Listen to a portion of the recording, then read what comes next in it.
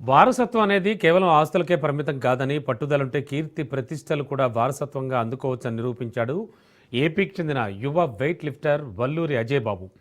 Glasgow వేదికగా జరుగుతోన్న Commonwealth క్రీడల్లో అజయ్ బాబు అద్భుత ప్రదర్శనతో మెరిచాడు. వెయిట్ లిఫ్టింగ్ విభాగంలో గట్టి పోటీని ఎదుర్కొంటూ అజయ్ బాబు రజత పథకాన్ని సాధించి దేశానికి, తెలుగు రాష్ట్రాలకు పేరు తెచ్చాడు.